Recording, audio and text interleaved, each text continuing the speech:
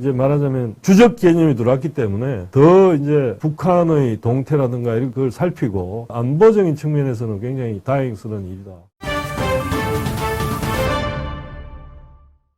윤석열 정부의 첫 국방백서가 나왔는데 거기에 이제 주적 개념이 이제 들어갔다고 합니다. 여러분 주적 개념이란 거 아시죠?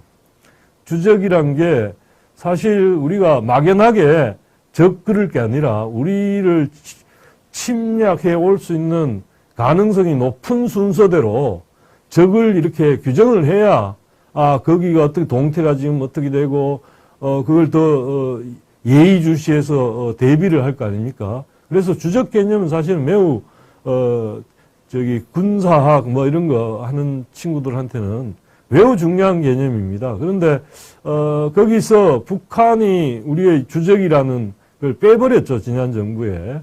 그랬다가 국방백서에 6년 만에 다시 그게 들어오게 됐습니다. 그래서 국방백서에 북한 정권과 북한군을 이제 적으로 규정해서 그게 무슨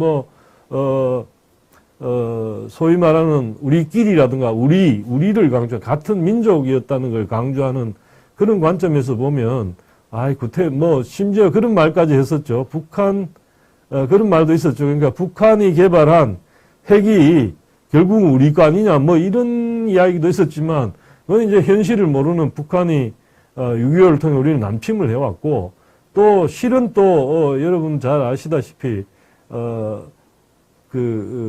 같은 어떤 민족이 있을 때 침략해가지고 통합을 할 때 다른 나라로부터 한 나라로 인정받기가 쉽지, 전혀 그런 역사를 공유하지 않은 나라가 다른 나라를 침략했을 때는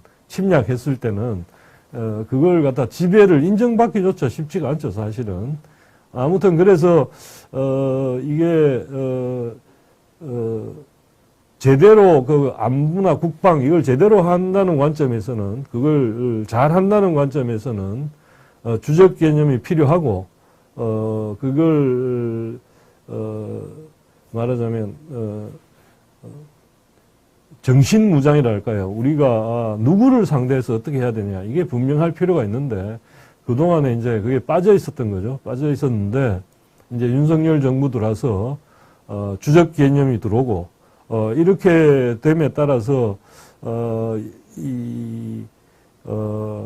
이제 북한에 대한 대응이랄까, 세밀한 대응, 지금 뭘 어떻게 하고 있고 그런 것도 더 이제 이전 문정부 때보다는 더 확실해질 것 같습니다. 사실 우리한테 가장 큰 위협을 가하는 데가 서울을 불바다로 만들겠다는 운동, 그다음에 동해상으로 미사일이며 뭐며 계속 쏘고 하는 데가 결국 북한 아니겠습니까? 예, 북한이고, 이게 대량 살상 무기에서 올해 벌써 30차례라 그럽니다. 올해 들어와서.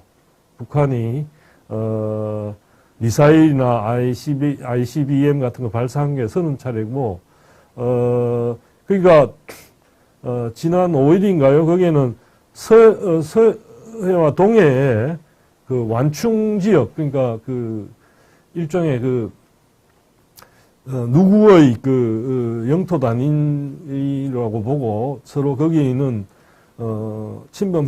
그걸 침범하는 거는 굉장히 말하자면 자극적인 행동이 되는데, 상대방을 자극하는.